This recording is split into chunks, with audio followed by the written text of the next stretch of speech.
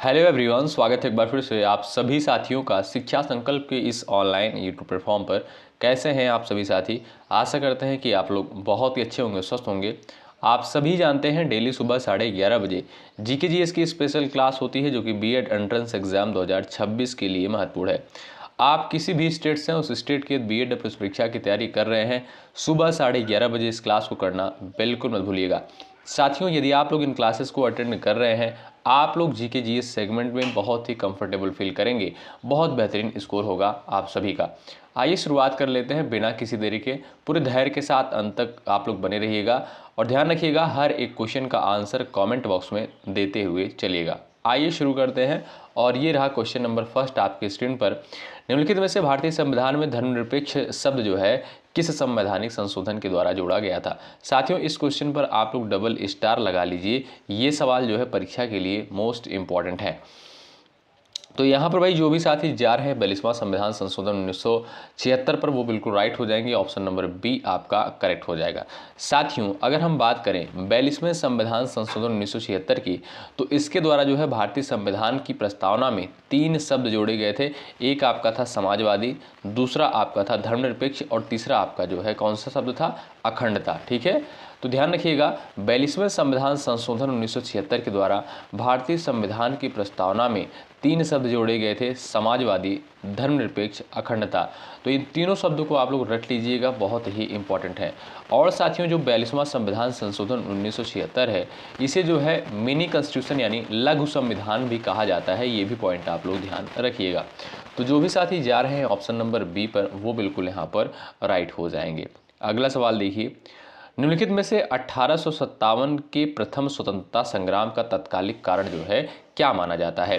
भारी लगान व्यवस्था, चर्बी लगे कारतूसों का प्रयोग, रेल यातायात का विस्तार, अंग्रेजी शिक्षा का प्रसार। क्वेश्चन नंबर सेकंड का आंसर बताएं, मोस्ट इंपॉर्टेंट सवाल है। चलिएगा, निम्नलिखित में से 1857 के प्रथम स्वतंत्रता संग्राम का तत्कालिक कारण क्या था? आप जानते होंगे साथियों, चर्बी लगे कारतूसों का प्रयोग। ऑप्शन नंबर बी आपका बिल्कुल राइट आंसर हो जाएगा। साथियों, अगर आपसे पूछा जाए कि 1857 का जो प्रथम स्वतंत्रता संघर्ष था, यानी 1857 की जो क्रांति थी साथियों, ये जो है शुरुआत इसकी कहाँ पर हुई थी? तो ध्यान रखिएगा आप लोग, मेरठ से जो है इसकी शुरुआत हुई थी। ठीक है, तो यहाँ पर बी ऑप्शन आपका राइट है। ऑप्शन नंबर बी करेक्ट है। अगला सवाल, निम्नलिखित में से मानव शरीर की जो है सबसे बड़ी ग्लैंड यानी ग्रंथि जो है कौन सी है? क्वेश्चन नंबर थर्ड का आंसर बताएं आप लोग। पिट्यूटरी है, थायराइड है, यकृत है, या आपका दिया है ऑप्शन नंबर डी अग्नाशय। क्वेश्चन नंबर थर्ड का राइट आंसर क्या हो जाएगा? सभी साथियों का यहाँ पर आंसर आना चाहिए इस सवाल के लिए। बताइएगा आपका सही आंसर क्या हो जाएगा, बताएं। तो साथियों, यहाँ पर बात करें क्वेश्चन नंबर थर्ड की, तो यहाँ पर जो राइट आंसर हो जाएगा यकृत। ऑप्शन नंबर सी करेक्ट हो जाएगा। मानव शरीर की जो सबसे बड़ी ग्रंथि है वो है साथियों यकृत, यानी जिसे क्या कहते हैं? जिसे साथियों कहते हैं लीवर। ऑप्शन नंबर सी वाले साथी यहाँ पर बिल्कुल राइट हो जाएंगे, ध्यान रखें। अगला सवाल देखिएगा, क्षेत्रफल की दृष्टि से निम्नलिखित में से भारत का जो है सबसे बड़ा राज्य कौन सा है? क्वेश्चन नंबर 4 का आंसर दीजिएगा। मध्य प्रदेश, राजस्थान, महाराष्ट्र, उत्तर प्रदेश। क्वेश्चन नंबर 4 का करेक्ट आंसर क्या है? छापिएगा आप लोग आंसर फटाफट। चलिए भाई दोस्तों, अगर हम बात करें क्षेत्रफल के आधार पर जो सबसे बड़ा राज्य है, तो वो है आपका राजस्थान। ऑप्शन नंबर बी आपका राइट हो जाएगा।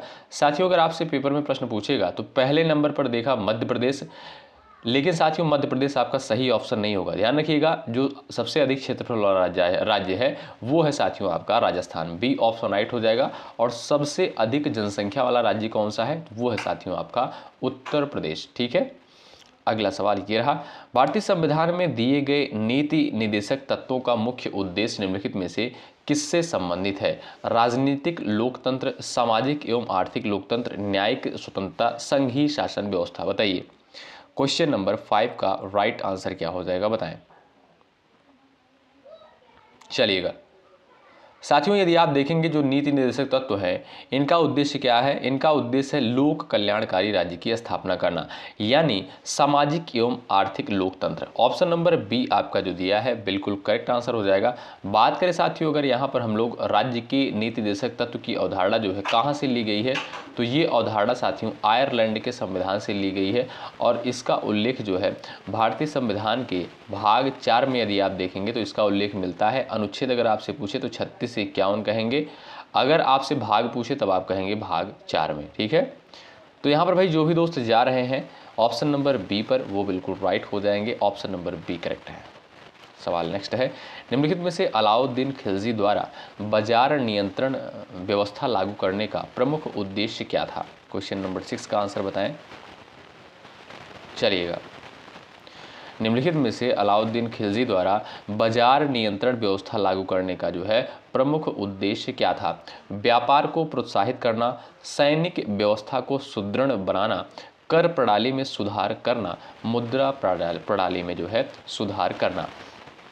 तो आप देखेंगे साथियों यहाँ पर जो बी विकल्प आपका दिया है वो बिल्कुल राइट आंसर हो जाएगा। सैनिक व्यवस्था को जो है सुदृढ़ बनाना, यानी जो भी साथी बी ऑप्शन पर गए हैं वो बिल्कुल राइट हो जाएंगे। ठीक है, आगे बढ़ते हैं और सवाल नंबर 7वां देखते हैं। भौतिक विज्ञान के अनुसार ध्वनि तरंगे निम्नलिखित में से किस माध्यम में जो है संचरित नहीं हो सकती हैं? बताइएगा, ध्वनि तरंगे जो होती हैं साथियों ये किस माध्यम में संचरित नहीं हो सकती हैं?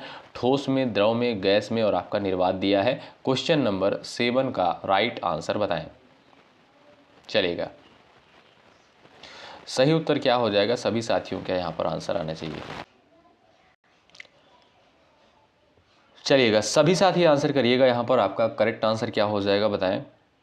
ठोस, द्रव, गैस और आपका दिया है निर्वात। आपका डी ऑप्शन यहाँ पर बिल्कुल राइट आंसर हो जाएगा। जो भी साथी डी विकल्प पर गए हैं वो बिल्कुल यहाँ पर राइट हैं। ठीक है साथियों, यानी ध्वनि तरंगे जो है किस माध्यम में संचरित नहीं हो पाती हैं, तो वो है आपका निर्वात। ऑप्शन नंबर डी करेक्ट है। अगला सवाल, निम्नलिखित में से कर्क रेखा भारत के जो है कितने राज्यों से होकर गुजरती है? और ये मोस्ट इंपॉर्टेंट सवाल है आपके एग्जाम के दृष्टिकोण से। बताइएगा, सही आंसर क्या है बताएं। निम्नलिखित में से कर्क रेखा भारत के कितने राज्यों से होकर गुजरती है? तो जो भी साथी यहाँ पर बता रहे हैं भाई 8 राज्य, वो बिल्कुल यहाँ पर राइट है। जिनका जा रहा है ऑप्शन नंबर सी पर जवाब, वो बिल्कुल यहाँ पर करेक्ट हो जाएंगे। ठीक है साथियों, अगर आपसे पूछा जाए कि कौन कौन राज्य हैं जहाँ से जो है कर्क रेखा गुजरती है, तो वो साथियों पहले नंबर पर आपका गुजरात है, दूसरा आपका साथियों राजस्थान है, तीसरा आपका क्या है मध्य प्रदेश है, चौथा आपका साथियों छत्तीसगढ़, पांचवा है झारखंड, छठा है आपका पश्चिम बंगाल, सातवां है आपका क्या भाई त्रिपुरा और आठवां है आपका साथियों मिजोरम। ये 8 राज्य हैं जहां से साथियों कर्क रेखा होकर गुजरती है। और साथियों ध्यान रखिएगा उत्तर प्रदेश से जो है कर्क रेखा नहीं गुजरती है, ये भी पॉइंट आप ध्यान रखें, इंपॉर्टेंट है, ध्यान रखिएगा इस बात को। ठीक है, आगे बढ़ते हैं और अगला सवाल देखते हैं। ये रहा, निम्नलिखित में से किसे जो है भारतीय संविधान का संरक्षक कहा जाता है? यानी गार्जियन ऑफ द कॉन्स्टिट्यूशन किसे कहा जाता है? भारतीय संविधान का संरक्षक जो है किसे कहा जाता है? राष्ट्रपति को, प्रधानमंत्री को, संसद को, सर्वोच्च न्यायालय को? सभी साथियों का आंसर आना चाहिए क्वेश्चन नंबर 9 का। ये भी आपके एग्जाम के लिए मोस्ट इंपॉर्टेंट है। कुछ लोग जा रहे होंगे राष्ट्रपति पर, लेकिन उनका जवाब बिल्कुल गलत हो जाएगा। ध्यान रखिएगा साथियों, जो भारतीय संविधान का संरक्षक है उसे कहते हैं भाई सुप्रीम कोर्ट ऑफ इंडिया, यानी सर्वोच्च न्यायालय। डी ऑप्शन आपका बिल्कुल करेक्ट आंसर। ठीक है, आगे बढ़ते एक बार भाई सभी लोग सेशन को लाइक कर दीजिएगा। बहुत मेहनत के साथ इस कंटेंट को तैयार किया जाता है। ठीक है, आपका कर्तव्य बनता है सेशन को जरूर से जरूर लाइक करें, शेयर करें, जिससे ज़्यादा से ज़्यादा स्टूडेंट जो है इस क्लास से लाभान्वित हो सके और डेली जो है इस क्लास में ज़रूर जुड़ें। यदि आप साथियों टेलीग्राम चैनल से नए जुड़े हैं, जुड़ जाइएगा, इससे क्लास के डिस्क्रिप्शन बॉक्स में लिंक दे दिया गया है। सम्राट अशोक ने निम्नलिखित में से किस युद्ध के बाद जो है धम्म नीति को अपनाया था? क्वेश्चन नंबर 10 का करेक्ट आंसर बताएं। चलिएगा, सम्राट अशोक ने निम्नलिखित में से किस युद्ध के बाद धम्म नीति को अपनाया था? तो वो है साथियों आपका कलिंग युद्ध के बाद। ऑप्शन नंबर सी बिल्कुल राइट आंसर हो जाएगा। साथियों कभी कभी सवाल पूछता है कि कलिंग युद्ध जो है कब लड़ा गया था? याद रखिएगा दोस्तों, 261 ईसा पूर्व में जो है कलिंग युद्ध लड़ा गया था। ठीक है, तो यानी जो भी साथी सी पर जा रहे हैं वो बिल्कुल यहाँ पर राइट हो जाएंगे। अगला सवाल, मानव रक्त का लाल रंग जो है निम्नलिखित में से किस तत्व के कारण होता है? क्वेश्चन नंबर 11 का आंसर छापिएगा फटाफट आप लोग। प्लाज्मा, हीमोग्लोबिन, प्लेटलेट्स है, श्वेत रक्त कणिकाएं हैं। क्वेश्चन नंबर 11 का सही उत्तर क्या है बताइए। चलिए, तो साथियों जो ब्लड होता है उसका रंग लाल जो है क्यों होता है? हीमोग्लोबिन के कारण। ऑप्शन नंबर बी जो दिया है यही आपका बिल्कुल सटीक और बिल्कुल सही उत्तर हो जाएगा। अगला सवाल, भारत में जो है दक्षिण पश्चिम मानसून का आगमन सर्वप्रथम निम्नलिखित में से कहाँ होता है? तमिलनाडु, केरल, उड़ीसा, पश्चिम बंगाल से। क्वेश्चन नंबर 12 का आंसर आप लोग बताइएगा। चलिए, आपका सही आंसर क्या है? भारत में जो है दक्षिण पश्चिम मानसून जो है कहाँ आगमन सर्वप्रथम निम्नलिखित में से करता है? चलिएगा, सही आंसर क्या हो जाएगा, आप सभी साथी बताइएगा। दक्षिण पश्चिम मानसून। तो आप देखेंगे साथियों ये आपका केरल में सबसे पहले दस्तक देता है। ऑप्शन नंबर बी वाले साथी राइट है। अगला सवाल, भारतीय संविधान का कौन सा अनुच्छेद जो है समान नागरिक संहिता से संबंधित है। मोस्ट इंपॉर्टेंट सवाल है, ये सवाल पूछा गया है पेपर में, ध्यान रखिए भाई। चलिएगा साथियों, मैं आपसे विश्वास दिलाता हूं आप सभी को कि यदि आप लोग डेली इन क्लासेस को अटेंड कर रहे हैं बहुत कंफर्टेबल फील करेंगे, बहुत अच्छे प्रश्न यहां पर लिए जाते हैं। तो भारतीय संविधान का कौन सा आर्टिकल जो है समान नागरिक संहिता से संबंधित है, तो वो है साथियों अनुच्छेद 44। वो है आपका ऑप्शन नंबर सी बिल्कुल करेक्ट आंसर हो जाएगा, ध्यान रखें। आगे बढ़ते हैं और ये रहा अगला सवाल, निम्नलिखित में से प्रसिद्ध ग्रंथ हर्षचरित के लेखक कौन थे, बताइए। क्वेश्चन नंबर 14 का आंसर छाप दीजिए। हर्षचरित के साथियों लेखक कौन थे, चलिएगा। तो यहाँ पर आपका सही उत्तर हो जाएगा भाई बाणभट्ट, ऑप्शन नंबर बी बिल्कुल करेक्ट आंसर हो जाएगा।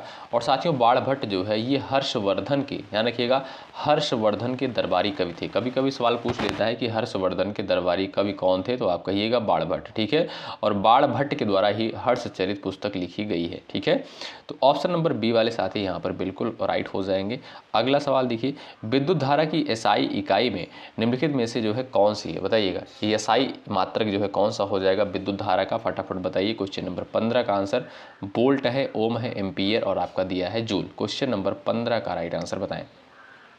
चलिए सभी लोग आंसर करिएगा, विद्युत धारा की एसआई इकाई निम्नलिखित में से जो है कौन सी है, तो वो है साथियों आपकी क्या, एम्पियर। ऑप्शन नंबर सी वाले साथी बिल्कुल राइट हो जाएंगे। साथियों प्रतिरोध का मात्रक क्या होता है, बहुत इंपॉर्टेंट पूछा गया पेपर में, प्रतिरोध का मात्रक जो है ओम होता है। अगला सवाल, निम्नलिखित में से भारत की सबसे लंबी नदी कौन सी मानी जाती है। क्वेश्चन नंबर 16 का आंसर छाप दीजिएगा आप लोग। चलिए ब्रह्मपुत्र, गोदावरी, गंगा और आपका दिया है नर्मदा। फटाफट छापिएगा आंसर सभी प्यारे साथी। तो भाई ध्यान रखें आप लोग, भारत की जो सबसे लंबी नदी है साथियों वो है आपकी गंगा। ऑप्शन नंबर सी बिल्कुल राइट आंसर हो जाएगा। तो अगर आपसे पूछा जाए कि इसकी लंबाई लगभग कितनी है, आप कहिएगा 2525 किलोमीटर साथियों इसकी लगभग जो है लंबाई है, और ये भारत की सबसे लंबी नदी मानी जाती है। सी ऑप्शन वाले साथी यहाँ पर बिल्कुल राइट है। अगला सवाल देखिएगा सभी बच्चे, ऑप्शन नंबर यहाँ पर बताइएगा। क्वेश्चन नंबर 17 का ऑप्शन नंबर कौन सा सही हो जाएगा। राष्ट्रपति पर महाभियोग की प्रक्रिया भारतीय संविधान के किस अनुच्छेद में वर्णित है। क्वेश्चन नंबर 17 मोस्ट इंपॉर्टेंट सवाल। चलिए अच्छा, कुछ लोगों को लगता होगा सर आप तो सभी क्वेश्चन जो है इंपॉर्टेंट बताते हो। भाई एक बार आप लोग पिछले साल का पेपर उठाकर देखेंगे तो आपको समझ में आ जाएगा यहाँ पर जो भी आपको क्वेश्चन करवाए जा रहे हैं कितने महत्वपूर्ण हैं, ठीक। चलिए तो राष्ट्रपति पर साथियों महाभियोग की प्रक्रिया भारतीय संविधान के किस आर्टिकल, किस अनुच्छेद के तहत लगाई जाती है, तो वो है आपका अनुच्छेद 61। ऑप्शन नंबर बी वाले साथी यहाँ पर बिल्कुल राइट है, ध्यान रखें। अगला सवाल देखिएगा, इतिहास के अनुसार पानीपत का जो तीसरा युद्ध था निम्नलिखित में से किनके बीच लड़ा गया था और कब लड़ा गया था, ये भी आप लोग बताइएगा, पूछता है पेपर में। चलिए पानीपत की जो है तीसरी लड़ाई जो है कब हुई थी, किसके मध्य हुई थी, बताइएगा। फटाफट आंसर करिएगा। और इसमें जो है किसकी हार हुई थी ये भी आप आंसर कर सकते हो।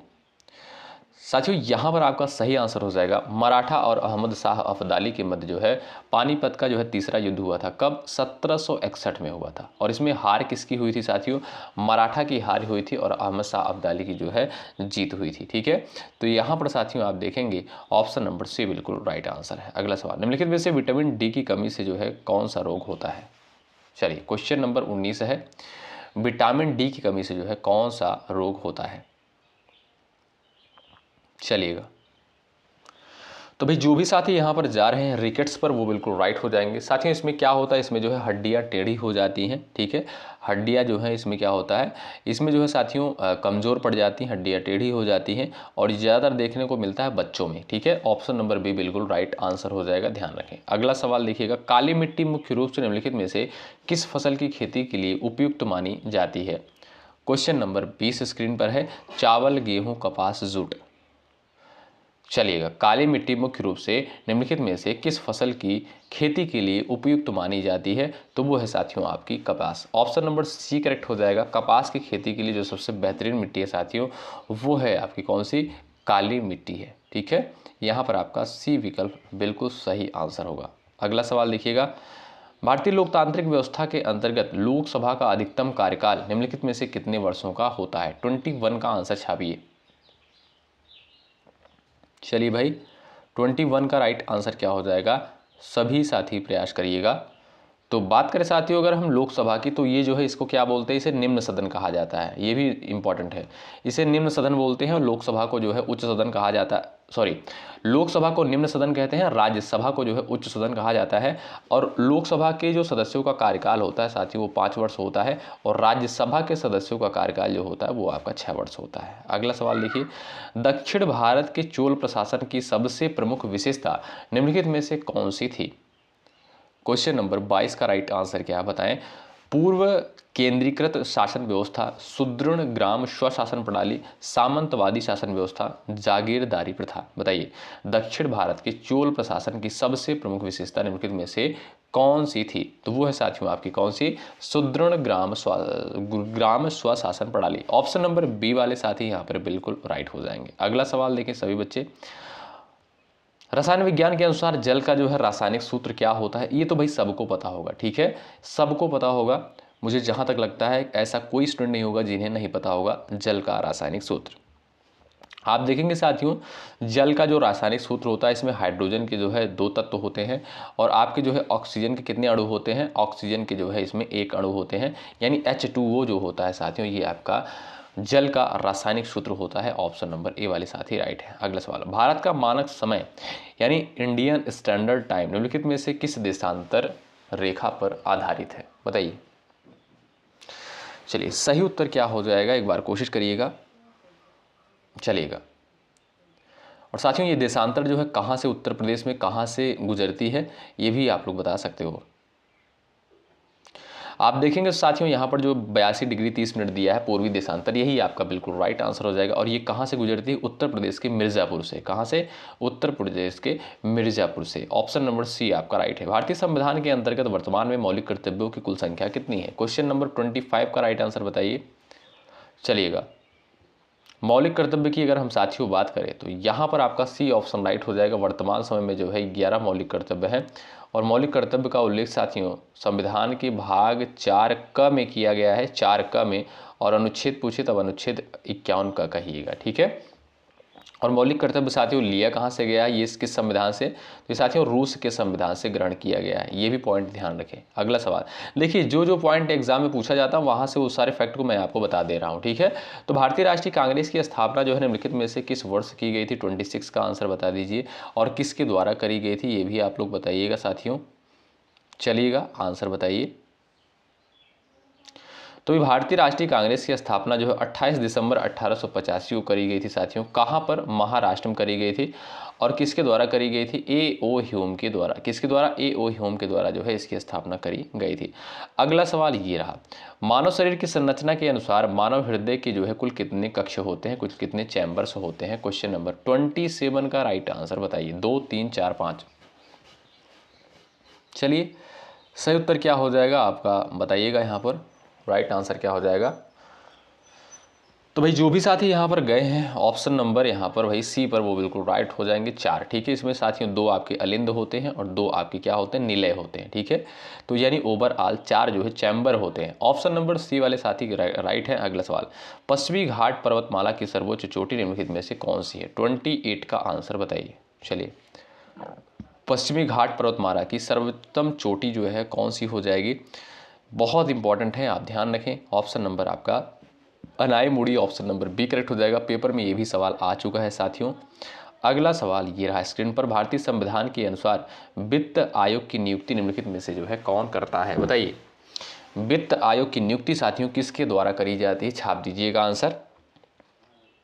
साथियों वित्त आयोग की नियुक्ति जो है, याद रखिए साथियों, वित्त आयोग की नियुक्ति जो है राष्ट्रपति के द्वारा करी जाती है। किस अनुच्छेद के तहत? अनुच्छेद 280 के तहत, ठीक है। आगे बढ़ते भाई, और ये रहा आपके सामने क्वेश्चन नंबर 30, हिंदी साहित्य के प्रसिद्ध महाकाव्य रामचरितमानस के रचयिता निम्नलिखित में से कौन है? बताइए। क्वेश्चन नंबर 30 का राइट आंसर क्या है?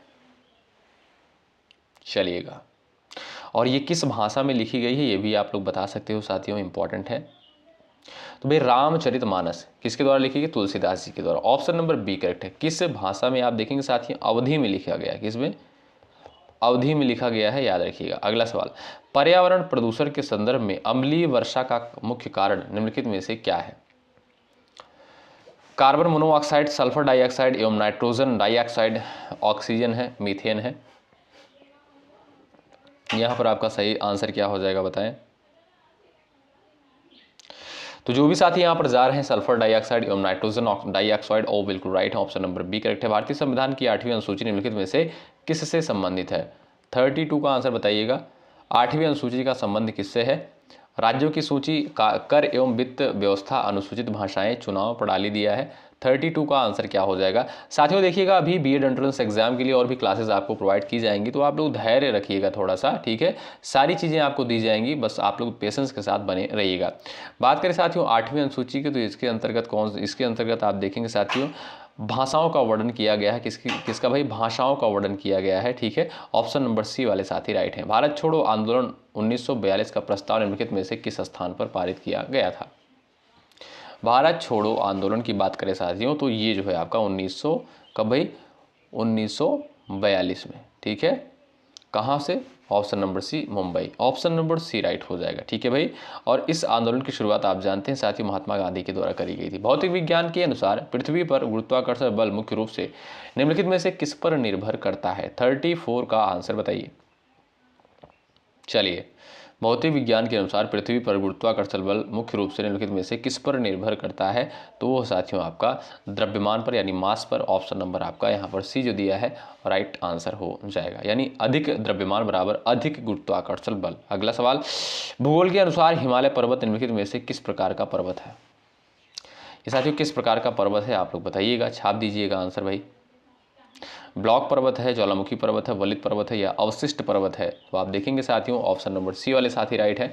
नवीन वलित पर्वत के अंतर्गत जो है आपका हिमालय आता है। ऑप्शन नंबर सी वाले दोस्त राइट है। अगला सवाल देखिएगा, अंग्रेजों द्वारा लागू की गई अस्थायी बंदोबस्त व्यवस्था निम्नलिखित में से किस वर्ष लागू करी गई थी? अस्थायी बंदोबस्त कब लागू करी गई थी? तो आप देखेंगे साथियों 1793 में। किसके द्वारा? तो आप देखेंगे लॉर्ड कॉर्नवालिस के द्वारा। किसके द्वारा? लॉर्ड कॉर्नवालिस के द्वारा। ऑप्शन नंबर यहाँ पर बी आपका राइट हो जाएगा। भारतीय संविधान के अंतर्गत आपातकाल की व्यवस्था कुल कितने प्रकार की है? कितने प्रकार की आपातकाल की व्यवस्था करी गई? कई बार हमने आपको बताया, डिस्कस भी किया है क्लास में। आप देखेंगे तो 3 प्रकार के आपके आपातकाल हैं। कौन कौन से? राष्ट्रीय आपात, राष्ट्रीय आपात होता है, वित्तीय आपात होता है और आपका राष्ट्रपति शासन होता है, ठीक है। 3 प्रकार के आपातकाल की व्यवस्था करी गई है। अगला सवाल, जीव विज्ञान के अनुसार प्रकाश संश्लेषण की प्रक्रिया में पौधे द्वारा निम्नलिखित में से कौन सी गैस का उपयोग किया जाता है? 38 का आंसर बताइए। चलिए, प्रकाश संश्लेषण की प्रक्रिया में पौधे द्वारा निम्नलिखित में से कौन सी गैस का जो है उपयोग किया जाता है? तो वो है साथियों आपकी कौन सी गैस? कार्बन डाइऑक्साइड है। ऑप्शन नंबर सी वाले साथी राइट है। अगला सवाल, संविधान सभा के प्रथम अस्थायी अध्यक्ष के रूप में निम्नलिखित में से किसे चुना गया है? 39 का आंसर बताइए। संविधान सभा के प्रथम अस्थायी अध्यक्ष के रूप में जो है किसे चुना गया था? तो डॉक्टर सच्चिदानंद सिन्हा को साथियों अस्थायी अध्यक्ष के रूप में चुना गया था। और अस्थायी अध्यक्ष जो थे भाई उनका नाम था डॉक्टर राजेंद्र प्रसाद। तो बी ऑप्शन वाले साथी यहाँ पर बिल्कुल राइट है। अगला सवाल ये रहा है, विश्व में सबसे अधिक ज्वार भाटा निम्नलिखित में से किस स्थान पर पाया जाता है? बताइए। यहाँ पर साथियों आप देखेंगे जो फंडी की खाड़ी दिया है यही आपका बिल्कुल राइट आंसर हो जाएगा, डी ऑप्शन करेक्ट है। अगला सवाल, मुगल सम्राट अकबर के शासनकाल में राजस्व व्यवस्था के प्रमुख अधिकारी निम्नलिखित में से कौन थे? 41 का आंसर बताइए। चलिएगा, मुगल सम्राट अकबर के शासनकाल में राजस्व व्यवस्था के प्रमुख अधिकारी जो है निम्नलिखित में से कौन थे? टोडरमल। कौन थे भाई? टोडरमल थे। विकल्प सी वाले साथी यहाँ पर बिल्कुल राइट है, ध्यान रखें सभी बच्चे। अगला सवाल देखिएगा, पोषण विज्ञान के अनुसार विटामिन सी की कमी से निम्नलिखित में से कौन सा रोग जो है होता है? 42 का आंसर बताइए। विटामिन सी की कमी से जो है कौन सा रोग होता है? सभी को पता होगा, मुझे पूरा भरोसा है। और भाई लाइक की संख्या आप लोग बढ़ाइए, ठीक है। इसमें देखिए साथियों कोई चार्ज कोई पैसा आपका लगता नहीं है, ठीक है। हमारा भी मनोबल बढ़ता है, आपके लिए मेहनत करते हैं और कंटेंट तैयार करते हैं, तो आपका कर्तव्य बनता है चीज़ें यदि आपको बेहतर लग रही हैं तो सेशन को ज़रूर लाइक करें और शेयर भी करें, ठीक है। चलिए, तो बात करें विटामिन सी की, तो इसका भी ऑप्शन नंबर बी वाले साथी राइट है। अगला सवाल देखिएगा, ये रहा, भारतीय संविधान के अनुसार किसी राज्य के राज्यपाल की नियुक्ति किसके द्वारा करी जाती है? 43 का आंसर बताइए। मुझे पूरा भरोसा है कि इस क्वेश्चन में आप लोग कंफ्यूज हो जाएंगे। प्रधानमंत्री, मुख्यमंत्री, संसद, राष्ट्रपति, बताइए।